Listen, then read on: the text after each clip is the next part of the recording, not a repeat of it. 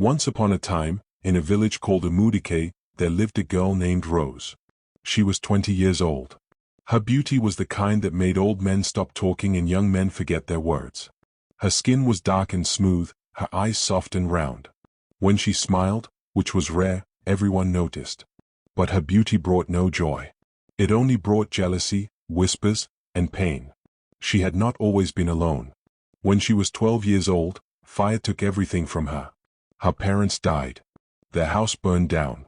Her toys, her clothes, everything turned to ash in one night.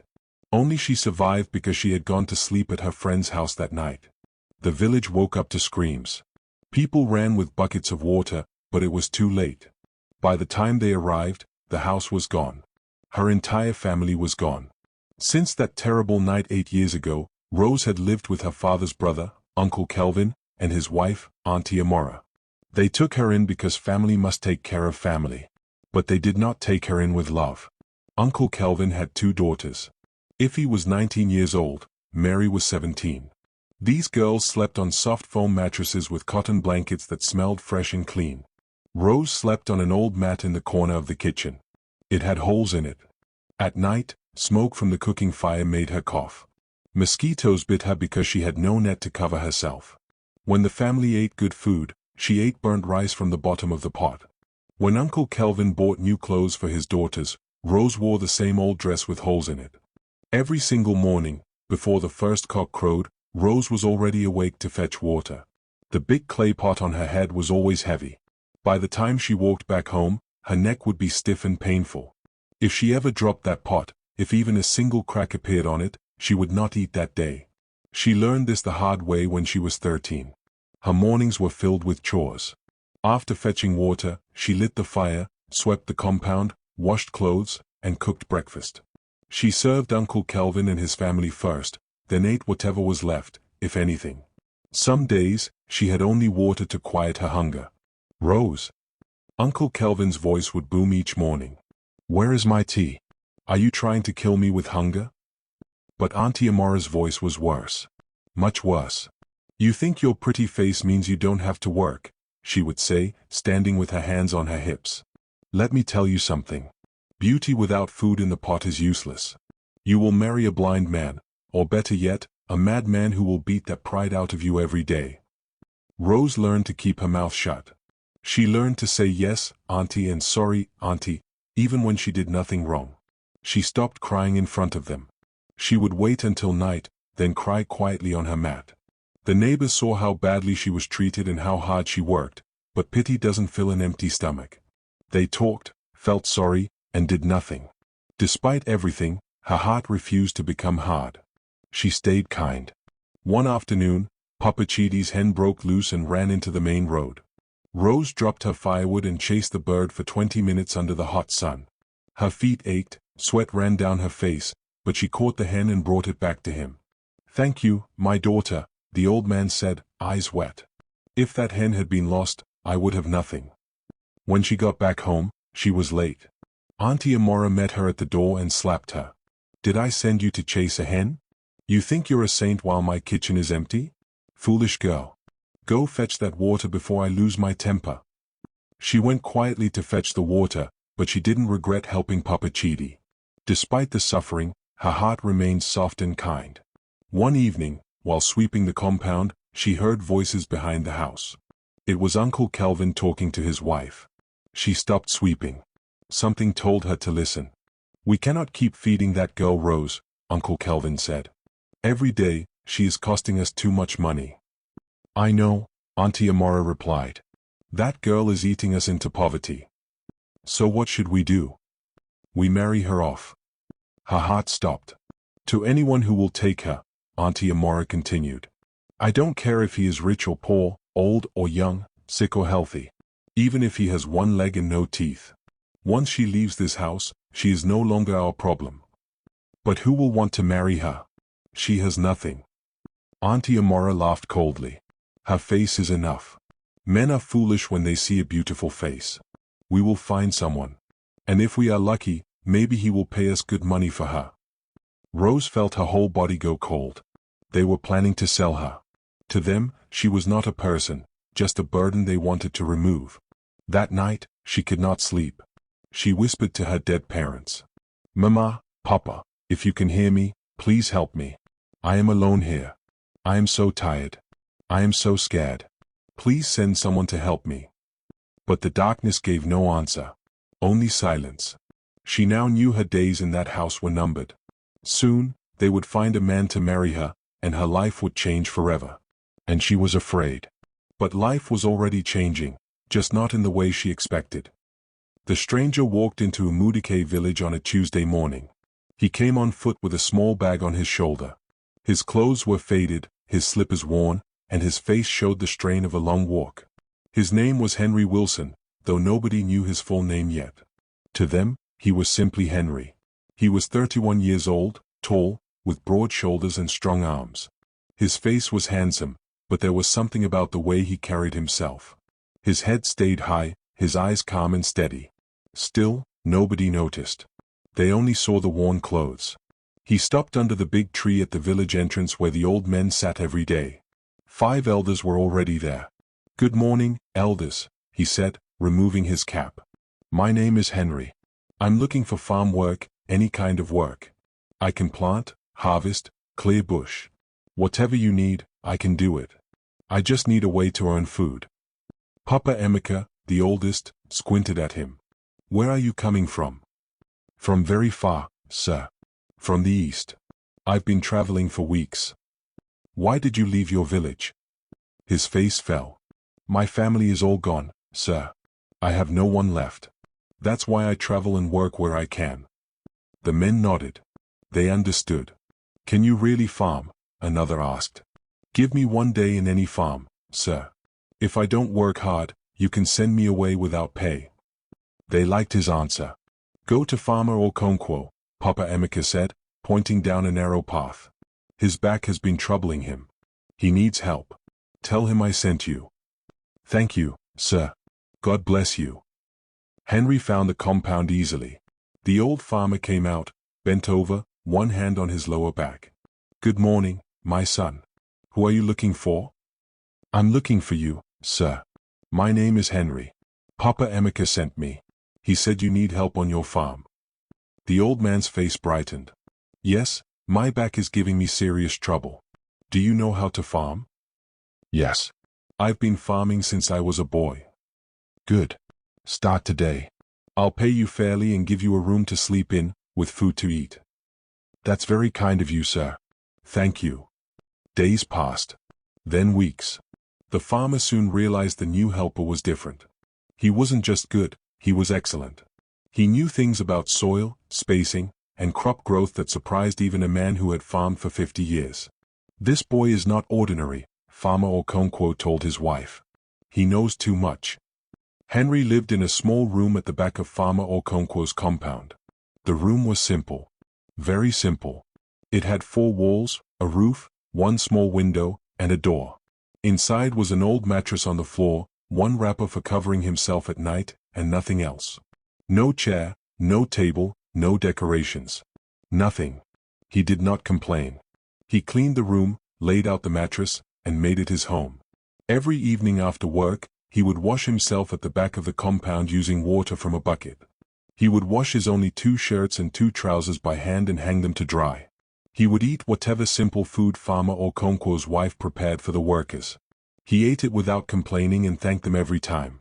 To everyone watching, he seemed exactly what he claimed to be, a poor traveling worker. But he had secrets. Big ones. Late at night, when the compound was silent, he would sit on his mattress, lost in thought. He hadn't come to Umudike by chance. He came looking for someone who had destroyed his family many years ago. Uncle Kelvin. He had been searching for 3 years, and finally, he'd found what he was looking for. Word reached him that the man lived here, in this quiet village. He remembered his father's last words from years before. He had been 16 when the truth came out. "My son," his father had said weakly, "there's something you must know. The man's name is Kelvin Okafor. Remember it well. He was my business partner. I trusted him with everything. I gave him money to buy land for us, millions of naira. He forged documents and bribed officials. The land was never ours. When the real owners came with police, I lost everything. The shame is killing me. 3 days later, his father died. 6 months after that, his mother followed out of grief. At 16, he became an orphan. But he did not break. He took the little money his parents had left behind and started working. He worked harder than anyone had ever worked. Henry was smart. He was determined. He made good business decisions. By the time he was 25, he had built back everything his parents lost. By the time he was 30, he was richer than his father had ever been. Henry Wilson now owned Wilson Group of companies. He had banks, transport businesses, real estate, oil investments. He was worth billions of naira. But nobody knew this. He kept his life very private. No newspapers. No social media. No public appearances. He let his managers run the businesses while he stayed in the shadows. And for the past 3 years, he had been searching for Uncle Kelvin. Now, he had found him, living like nothing had ever happened, walking freely in a small village as though the past had vanished. And without realizing it, the quiet life of Amudike was about to change forever. It was Thursday afternoon. The sun burned hot in the sky. Henry had been working in the farm since early morning. He had cleared weeds from 20 mounds of yam. He had checked every plant carefully and had watered the ones that looked thirsty. Now, at midday, Farmer Okonkwo told him to take the harvested yams to the market and sell them. Go to Mama Kimi's store. She will buy them. Bring the money back to me. He lifted the basket full of yams onto his head. It was heavy. The yams were large and the basket was full. But he was strong. He adjusted it properly on his head and started walking toward the village market. The sun beat down on him as he walked. Sweat poured down his face. His throat became dry. Very dry. He had not drunk water since morning. He had been working too hard to remember to drink. As he walked, he began to feel weak. His vision started to blur. He needed water soon, or he would collapse. He saw a compound on his left. The gate was half open. Inside, a woman was washing clothes. His vision blurred again. He stumbled. The basket nearly fell. He had to stop. Inside the compound, Rose had been washing clothes for 2 hours. She heard a stumbling sound and looked up. She saw a man carrying a basket of yams. But something was wrong. He was shaking like he might fall. Without thinking, she dropped the shirt, grabbed the water cup, filled it, and ran toward the gate. Sir, wait, she called out. He heard a voice. He turned slowly and saw a young woman running toward him with a cup. Even through his blurred vision, he could see that her face was kind. Rose reached him and held out the cup. Please, you need to drink. You look like you will fall down. He took the cup. His hands shook. He drank the water in 3 long gulps. Cool, fresh, life-giving. He could feel strength coming back. Thank you, he said. Thank you very much. Are you feeling better? Should I bring more? No, I am fine now. You saved me. She smiled. A small smile that reached her eyes. It is nothing. Everyone needs water. Are you new in the village? Yes, I just came a few days ago. I work for Farmer Okonkwo. Oh, he is a good man. I am happy you found work. As they spoke, he really looked at her for the first time. She was beautiful, yes. But it was not her beauty that caught his attention. It was something else. Something in her eyes. A softness. A genuine kindness that he had not seen in a very long time. What is your name? He asked. Rose. That is a beautiful name. Her smile faded. I should go back to work now. My auntie will be angry. Rose. The voice was sharp and angry. Both turned to see a woman standing in the compound, hands on her hips, face twisted with rage. This was Auntie Amara. What are you doing talking to strangers? Auntie Amara shouted. She marched toward them. Auntie, I was just. Shut your mouth. She reached Rose and swung her hand hard across Rose's face. The slap was loud and sharp. Rose's head snapped to the side. She stumbled backward. Her hand went to her cheek. Tears filled her eyes, but she blinked them back. Henry felt anger rise inside him. His hands became fists. He wanted to grab that woman's hand. He wanted to reveal who he was and make her pay. But he forced himself to stay still. He could not reveal himself. Not yet.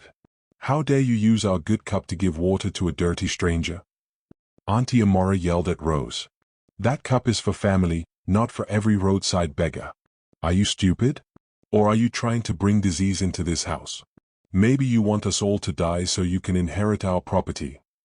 I am sorry, Auntie, Rose whispered. He was about to fall.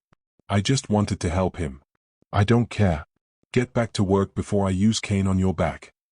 Rose walked quickly back to the basin. She did not look back. Auntie Amara turned to Henry, her face still angry.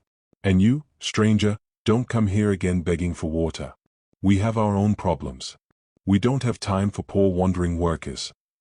He looked at her. He saw the hardness. The cruelty. I did not beg for water. Your niece saw me struggling and brought it out of kindness. Something you clearly know nothing about. Her mouth opened in shock. Before she could respond, he adjusted the basket and walked away. He walked toward the market, barely aware of his path. The image of the girl filled his mind, a girl who had nothing yet still helped a stranger and was punished for it. At Mama Kimi's stall, he sold the yams. She counted the money and handed it over. Your farmer Okonkwo's new worker. Yes. Good. Tell him I'll buy more next week. As he turned to leave, she called, Wait, young man. He stopped. I saw you earlier, she said quietly. At Kelvin's compound. Talking to that orphan girl, Rose. Yes, she gave me water. Mama Kimi shook her head. That child has a kind heart, but that house is wicked. They work her like a slave and beat her for nothing. Why? He asked, anger rising. She did nothing. Her parents died in a fire years ago. Uncle Kelvin took her in, but he and his wife have no mercy. People pity her, but no one can interfere, it's family matter. He nodded slowly, thanked her, and walked back to the compound. But his thoughts stayed on the girl, her quiet face after the slap, her strength, her silence. That evening, after he had given Farmer Okonkwo the money from the yams and eaten his simple dinner of gari and soup, Henry went to his small room. He sat on his mattress in the darkness and thought about everything. As he sat thinking in the dark, Rose was also lying awake, thinking about him. Thinking about the stranger who looked at her with respect. For the first time in 8 years, Rose felt a tiny spark of something she had almost forgotten. Hope. 2 weeks passed. Every evening, after finishing her endless chores, Rose would step outside for a few minutes of peace. She would walk to the big tree at the edge of Uncle Kelvin's compound. Under that tree, she could breathe. She could look up at the stars and remember that there was a world beyond Uncle Kelvin's compound. On the 5th day after their first meeting, as Rose sat under the tree in the growing darkness, she heard footsteps. She looked up and saw Henry walking down the path that led past the compound. He was returning from Farmer Okonkwo's farm. When he saw her sitting there, he stopped. Good evening, he said. Good evening, Rose replied quietly. May I rest here for a moment? He asked. I have been working all day and my legs are tired. Rose nodded. Yes, you can sit. He sat down on one of the large roots of the tree, a respectful distance away. For a while, neither of them spoke. They just sat there as the darkness grew deeper and the first stars appeared in the sky. Finally, he spoke. How is your face? The place where your auntie hit you. Her hand went to her cheek, though the mark had faded days ago. It is fine. It was nothing. It was not nothing. No one should be hit for showing kindness. She looked at him in surprise. Most people in the village had seen her get beaten before and said nothing. But this stranger, this man she barely knew, seemed genuinely angry about it. You don't understand, she said softly. That is just how life is for me. I am used to it. No one should get used to being treated badly. She was quiet. Then she said, What is your name? I gave you water but I never asked your name. Henry. She smiled a little. You are strange, Henry. And you are kind, Rose. Too kind for this place. The conversation grew deeper over time. One evening, he asked, What do you think about when you sit here alone? She looked up at the stars. I think about my parents. I wonder if they can see me, if they know what my life became after they died. I'm sure they can see you, he said. And I'm sure they are proud of you. Proud? Of what? I'm nobody. I have nothing. You stayed kind when the world wasn't kind to you. That's what matters most. She looked at him, eyes soft in the moonlight. You talk like someone who has suffered too. He paused. Everyone has suffered. Some become bitter. Others become better. You chose better. Later, she asked, "Where's your family, Henry?" "They're gone. My parents died long ago," he said quietly. "How?" "My father died from heartbreak. Someone he trusted betrayed him. My mother died of grief soon after." Rose touched his hand gently. "I'm sorry. I know that pain." He looked down at her hand on his and felt warmth spread through his chest. "Yes," he whispered. "It's the worst pain." They sat in silence, each lost in memories of their parents, two lonely hearts finding quiet understanding. As the days went by, he found himself looking forward to their evening talks more than anything else. She was different, smart, curious, and thoughtful, even without finishing school. She listened with care and spoke with honesty. Most of all, she was real. But their meetings didn't stay secret for long. Mama Kimi, the village gossip, had been watching and soon told Auntie Amara. That evening, Amara mentioned it to her husband. "Something strange is happening with that girl." "What girl?" he asked, barely looking up from the money he was counting. "Rose. She's been smiling, humming, acting happy. I think she's meeting someone." Now he looked up. "Meeting someone? Who?" "I don't know yet, but I'll find out." 2 nights later, she did. The girl had just finished cleaning and went out to pour away dirty water. Amara followed quietly, hiding behind a nearby building. She watched as the girl reached the tree. A few minutes later, the new farm worker appeared. They greeted each other, sat down, and talked.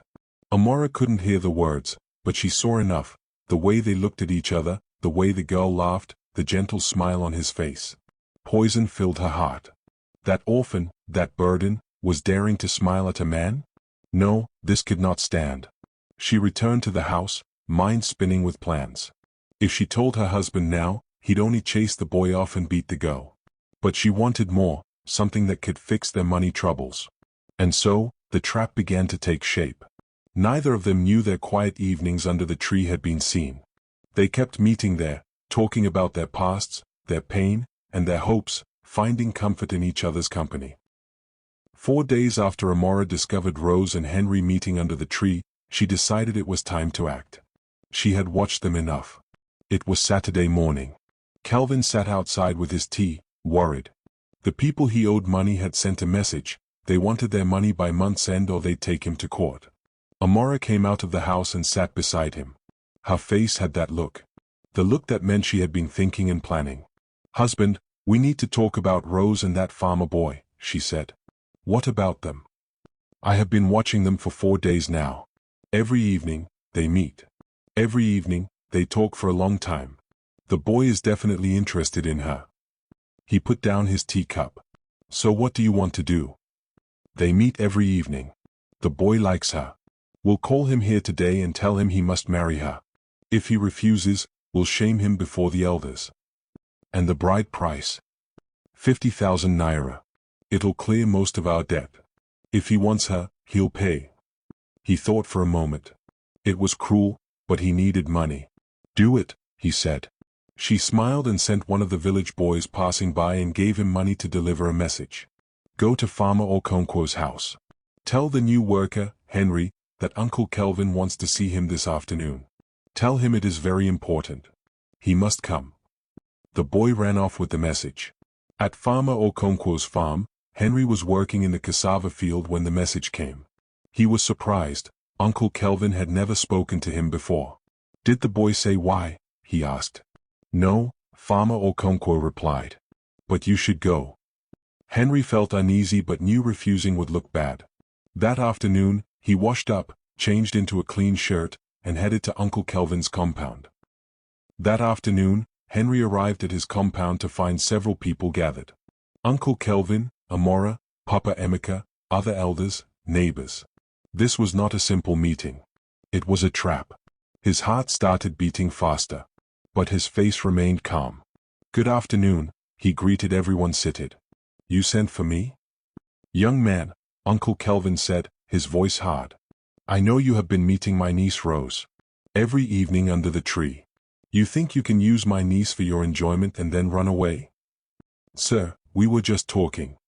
A man and a woman meeting every evening in secret is never innocent, Amara cut in. You have disrespected our house. Papa Emeka, the oldest elder, spoke up. His voice was calm but serious. Young man, in our culture, when a man shows interest in a girl the way you have shown interest in Rose, there is only one proper thing to do. You must marry her. He felt trapped. This was not how he had planned things. He wanted to help Rose, yes. But marriage? Now? Like this? Forced in front of all these people? Sir, with respect, Rose and I barely know each other. We have only spoken a few times. Marriage is a serious matter that needs time too. Time? Kelvin interrupted. You should have thought about time before you started sneaking around with her. Now you must face the consequences of your actions. You will marry her. And if I refuse? If you refuse, you will leave this village immediately. You will never work here again. And we will make sure every other village in this area knows that you are a man who dishes young girls and runs away from responsibility. Your name will be mud. No one will hire you. Henry understood the threat. If he refused, what would happen to Rose? Uncle Kelvin would find another man. Maybe someone cruel. Where is Rose? He asked. Should we not ask her what she wants? Her wants don't matter, Amara said coldly. She is a girl living in our house, eating our food. She will do what we tell her to do.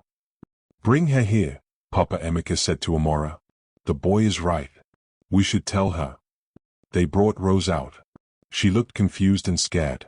When she saw Henry surrounded by elders, her face went pale. You have brought shame to this house, Uncle Kelvin told her. This man must marry you. Her mouth opened in shock. What? No, we did nothing wrong. Silence. The wedding will be in 2 weeks. 2 weeks. Rose's voice broke. But uncle, please. I said silence. Henry stood. You cannot force her like this. I can do whatever I want. If you want her, you will marry her on my terms. And you will pay her bride price. 50,000 naira. The crowd murmured. Everyone knew that was impossible for a poor farmer. Henry looked at Rose. She was crying, looking so small and defeated. His heart broke for her. He had 2 choices. Refuse and walk away. Or agree and save her from whoever else Uncle Kelvin would sell her to. I will pay it, he said. Everyone shocked. Uncle Kelvin was so happy about the money, he quickly agreed to a simple wedding. But you must bring the money before the wedding day. All of it. Not 1 naira less. I will bring it. He looked at Rose one more time. She was staring at him with wide eyes, like she could not believe what was happening. He wanted to talk to her, to explain, to make her understand. But not here. Not in front of all these people. Is there anything else? He asked Uncle Kelvin. No. You can go. We will send word when we have prepared everything for the wedding. He turned and walked away. Behind him, he heard Auntie Amara's voice, sharp and satisfied. Take her inside and make sure she understands how lucky she is. A poor orphan with nothing, and someone is willing to pay 50,000 naira for her. She better be grateful. As Henry walked away, his mind raced. He had just agreed to marry Rose in 2 weeks. This was not how he planned things. But what choice did he have? If he had refused, Rose would have been married off to someone else. At least this way, she would be with him. She would be safe. He could protect her. The problem was, he still had not told her the truth about who he really was. The next morning, Rose woke up before dawn as usual. Her eyes were swollen from crying all night. Her head ached, and her heart felt heavy. But work didn't stop because your heart was broken. She got up from the mat and began her morning tasks: fetch water, light the fire, prepare breakfast, sweep the compound. The same routine, though today everything felt different. Heavier. Darker. Auntie Amara came into the sitting room while she was sitting quietly. There was satisfaction in her eyes as she said mockingly, "That man must be a fool to pay so much money for you. But I'm not complaining. That money will solve our problems. Once you're married, you're no longer our responsibility, you'll be his burden. When he realizes what he bought, he'll regret it. But by then, it'll be too late. Yes, Auntie, she whispered. Good. Now, about the wedding, don't expect anything fancy. We're not wasting money on you. You'll wear a simple dress. A small ceremony. Just the necessary people. That's all you deserve. Uncle Kelvin's daughters made things worse. I wonder what he sees in her, if he said. Maybe he's blind. Or running from the police. Then they'll both end up in jail. Mary added. They laughed like it was the funniest thing they'd ever heard. Over the next 2 weeks, wedding preparations began, but there was no joy in them. Auntie Amara bought the cheapest white cloth she could find and told the tailor to make a plain dress. When she tried it on, it was loose in some places, tight in others, with crooked sleeves and an uneven hem. It's fine, Amara said. Be grateful you have something to wear. She looked at herself in the cracked mirror. The girl staring back looked sad and lost. This was not how a bride should look. During those 2 weeks, she didn't see him at all, and her fears grew stronger. Maybe he truly didn't want to marry her. But he stayed away because if he saw her, he would want to explain everything, and he couldn't. Not yet. The hardest part for him was finding 50,000 naira. He couldn't take out that much without raising suspicion. He was supposed to be a poor farmer. Late one night, he called his assistant in the city.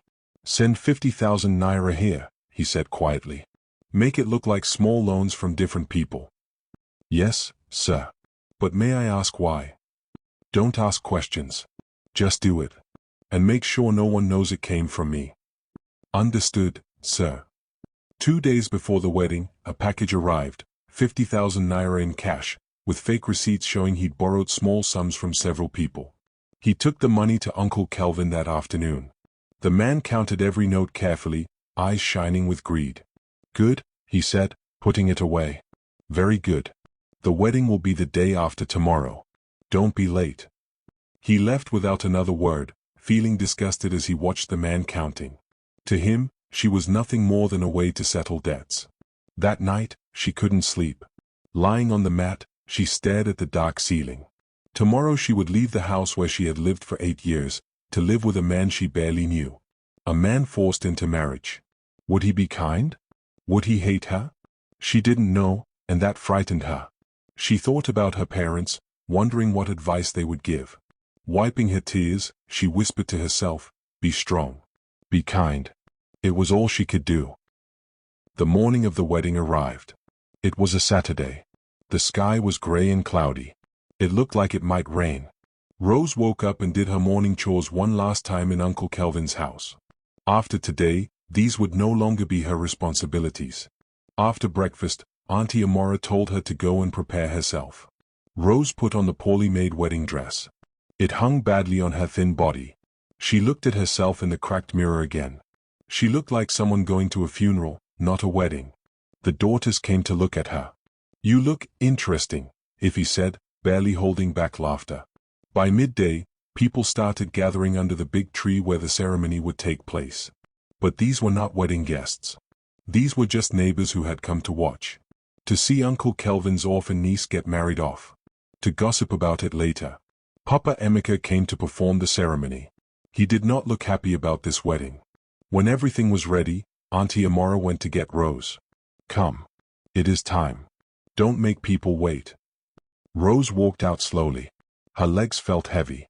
Each step felt difficult. She walked to the tree where everyone was waiting. Then she saw Henry. He was standing under the tree, wearing his usual simple clothes. He had tried to make himself look neat. His shirt was clean. But he was still clearly a poor man. A farmer. Nothing more. When their eyes met, he saw the fear in her face. He wanted to go to her. He wanted to tell her not to be afraid. But he could not. Not here. Not now. Rose walked up and stood beside him. They stood there together, two people being forced into marriage. Papa Emeka opened his Bible and began to speak. His voice was flat and tired. We are gathered here today to join Henry and Rose in marriage. This is a serious union. As he spoke, the sky grew darker. Cold wind started to blow. Henry, do you take Rose to be your wife? I do, he said firmly. Rose, do you take Henry to be your husband? She hesitated. For a long moment, she said nothing. Then she looked at Henry. She remembered how he looked at her that first day. With respect. With kindness. "I do," she whispered. Just as those words left her mouth, the rain began. Hard, heavy rain. People ran for shelter. But Papa Emeka stayed. He spoke quickly over the rain. "I now pronounce you husband and wife. May God have mercy on you both." Lightning split the sky. Thunder followed. Everyone screamed. Henry wrapped his shirt around Rose's shoulders. "Come. Let us go somewhere dry." Uncle Kelvin appeared. "Henry, we need to talk. Now Rose is your responsibility. Take her away. She is no longer part of this house." The words were cold and final. He walked into his house without even saying goodbye to Rose. He found her standing alone in the rain, shivering. Her bundle of belongings was getting soaked. She looked lost and alone. "Rose," he said gently, "we need to go. We need to get you somewhere dry." She looked up at him with those sad, scared eyes. "Where are we going?" "To my room at Farmer Okonkwo's compound. It is not much, but it is shelter. Come." He took her hand and led her through the rain. She followed him, her feet splashing through the puddles, her thin body shaking from cold and fear. Behind them, in Uncle Kelvin's house, Auntie Amara watched from the window. She smiled her cold smile. "Finally," she said to her husband. "That burden is gone. Now we can breathe." They laughed together while the rain pounded on their roof. Henry and Rose walked through the rain until they reached Farmer Okonkwo's compound. By the time they arrived, both were completely soaked.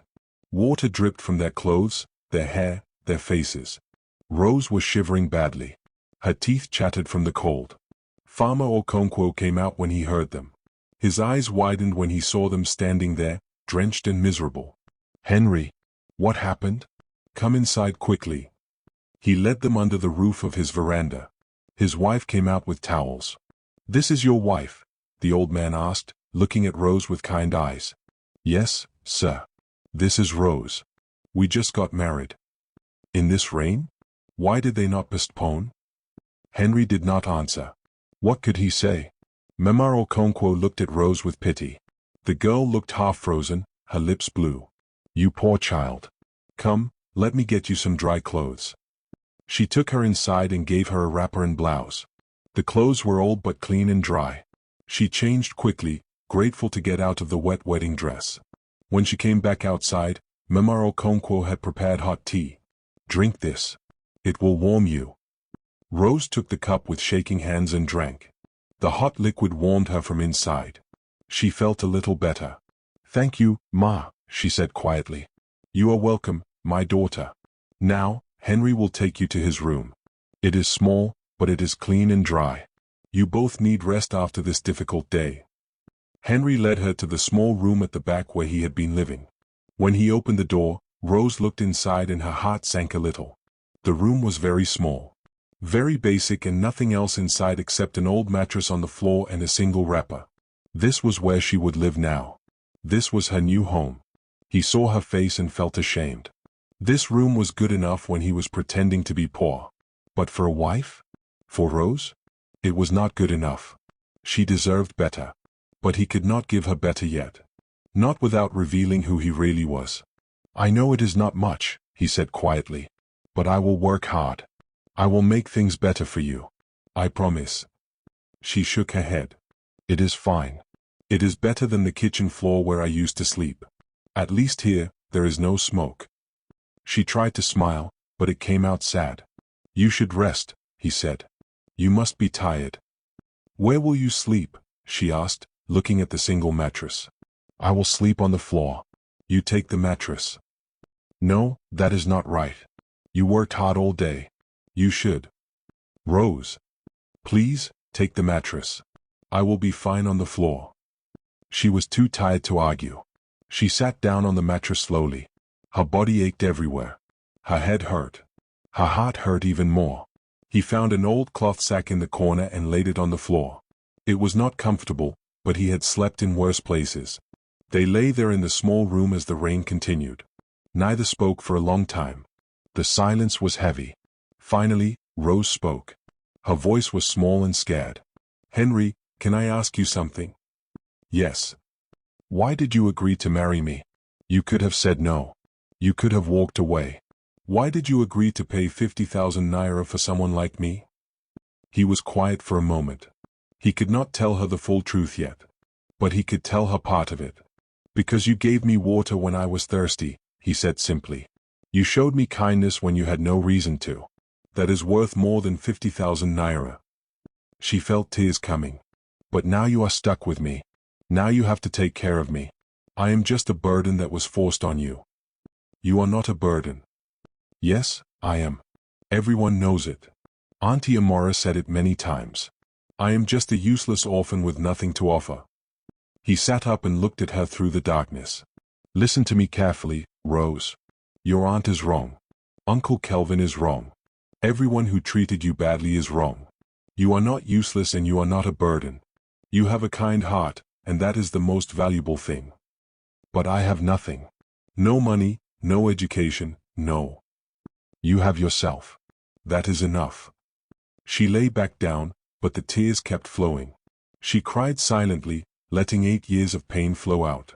He heard her crying but did not know what to do. Finally, he spoke into the darkness. Rose, I want you to know something. I will never hit you. I will never insult you and I will treat you with respect. I promise you that. Her crying slowly stopped. Those words meant more to her than he could know. After 8 years of being hit and insulted, someone was promising to be different. Thank you, she whispered. They both eventually fell asleep, exhausted from the long day. The next morning, Rose woke up early out of habit. She sat up carefully, trying not to wake Henry. But he was already awake. Good morning, he said. Good morning. She felt shy suddenly. Are you hungry? He asked. A little. Let me get us something to eat. He left and came back with 2 plates of food. Yam and palm oil. Simple, but hot and filling. They ate together in silence. When they finished, she stood up to wash the plates. But he stopped her. I will wash them. No, it is a woman's work. I should. Rose. He looked at her seriously. You are my wife, not my servant. We will share the work. Today I'll wash. Tomorrow you can. We take turns.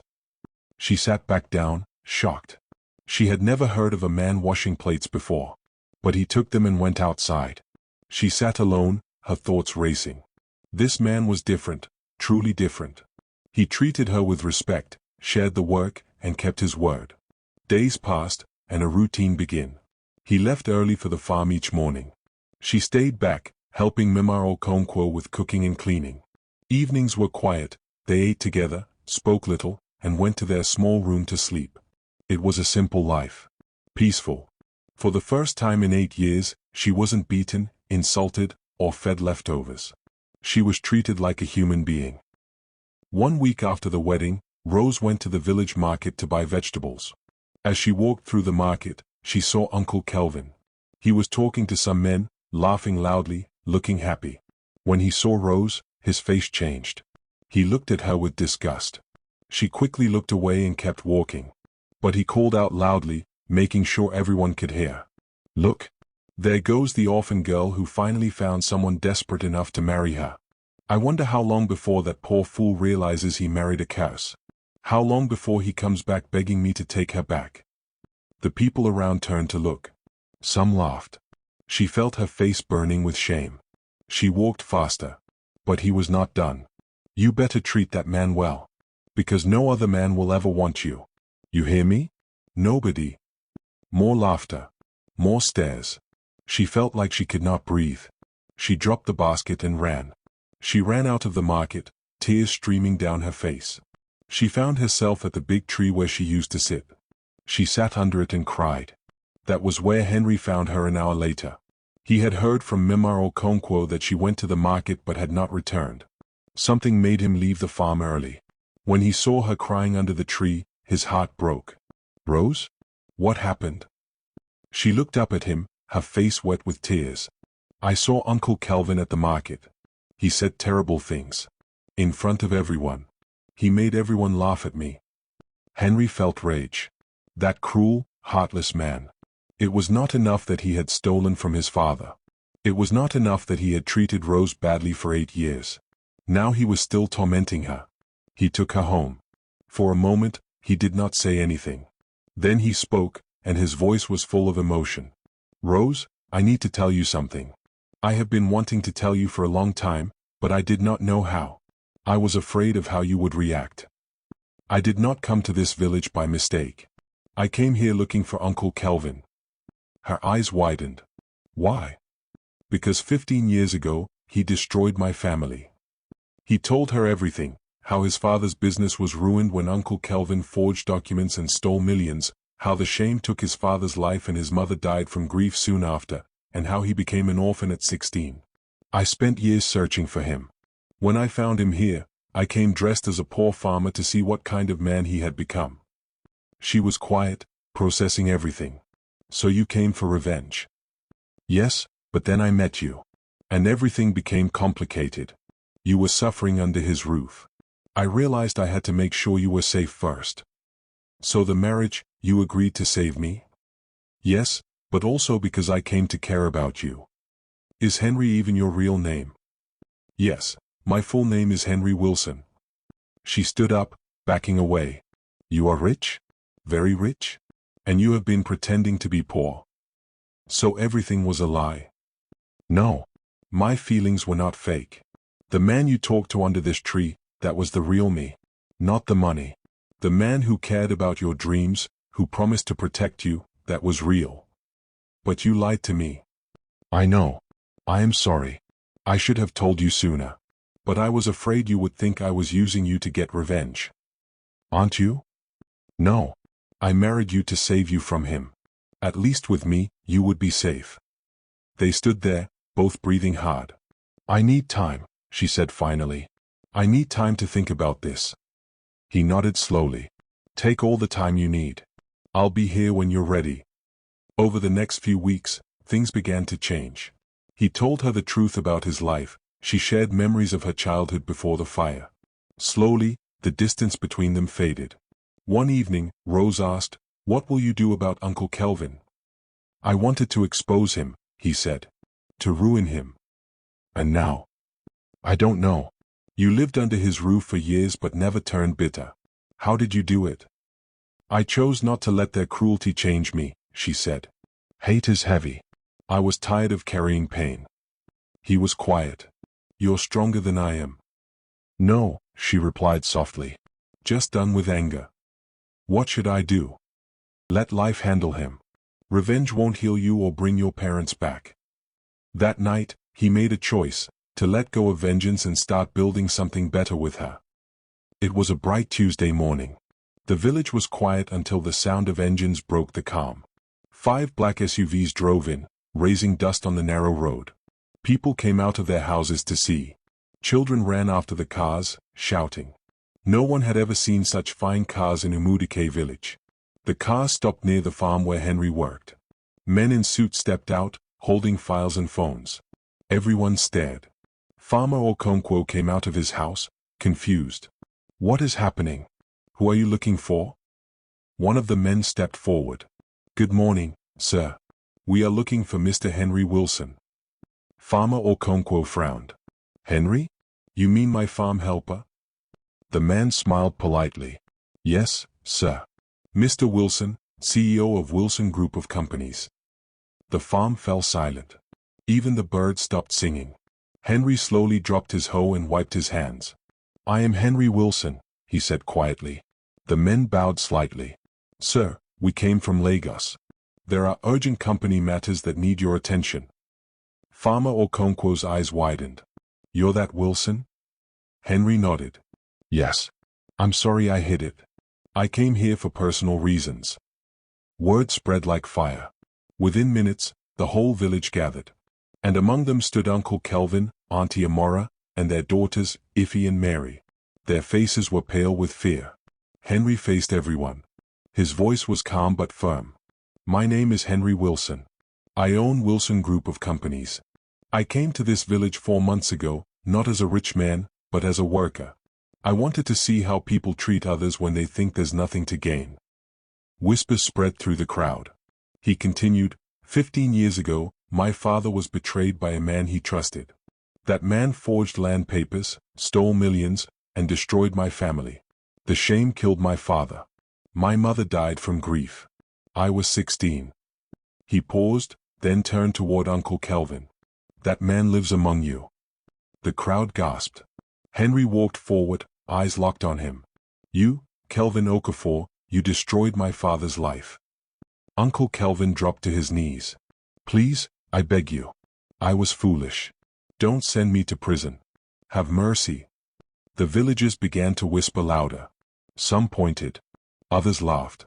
Auntie Amara rushed forward, fell to her knees beside her husband, and cried, Please, my son, forgive him. He made a mistake. Rose, my daughter, please talk to your husband. Tell him to forgive us. Rose stood still, her face calm but cold. She looked at the woman who had beaten and insulted her for years. Iffy and Mary knelt too, weeping. Auntie Rose, please help us. Tell him not to arrest Papa. The crowd began mocking them. Look at them now, someone shouted. The proud ones are begging. Henry looked down at the family kneeling before him. You showed her no mercy, but she still forgives you. That's why she's standing while you're on the ground. He sighed deeply. I will not call the police. I will not take your money. Life already has a way of paying back what we do. Let God handle the rest. The crowd went quiet. Uncle Kelvin broke down, crying loudly. Thank you. Thank you. Henry turned to the villagers. I came to this place for peace, not revenge. I will build something here, a home for children who have no one, so no child will ever suffer the way Rose once did. He looked at Farmer Okonkwo. Papa, you gave me work when I was a stranger.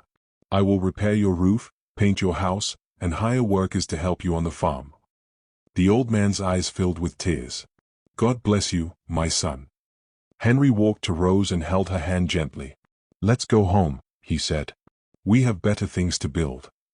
As the SUVs drove away, the villagers watched in silence.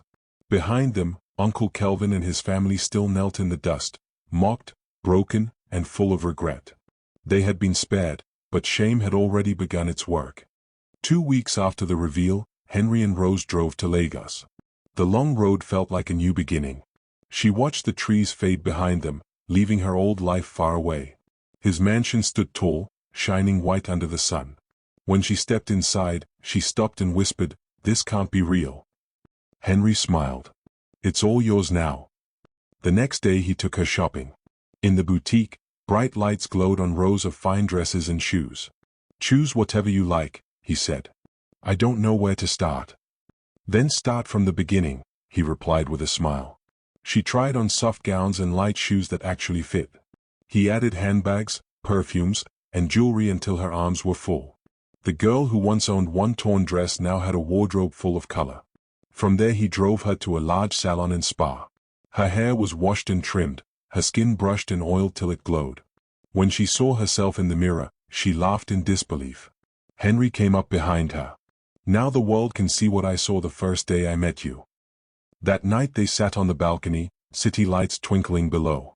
Rose leaned on the rail and said softly, You've changed my life, Henry. He took her hand. There's something I want to give you soon, a real wedding. The kind you always deserved. Her eyes widened. A real wedding? Yes. Flowers, music, guests, everything you never had. She smiled through tears. You make dreams sound easy. Weeks passed. One evening she cooked dinner herself, a simple meal she said reminded her of home. After they ate, she asked him to close his eyes. Why? He asked, laughing. Just close them. He obeyed. She placed his hand gently on her stomach. He opened his eyes, surprised. Rose? She nodded, eyes shining. We're going to have a baby. For a moment he couldn't speak. Then he pulled her close, holding her face in his hands. A baby? Yes, she whispered, smiling. He kissed her forehead again and again. You've given me the one thing I thought I lost forever, family. She laughed softly. Now you'll have 2 people calling you stubborn. He laughed too, resting his head on her shoulder. Then I'll happily listen to both. They stayed there for a long time, watching the city lights flicker like stars. In that quiet moment, neither thought about pain or the past, only the small new life that promised joy ahead. Later, when Rose fell asleep, Henry looked at her and whispered, "No more sadness, my love. From now on, it's only peace." 6 months later, Henry and Rose went back to Umudike. When they arrived, the whole village gathered to see them. At the edge of the road stood a wide new building painted.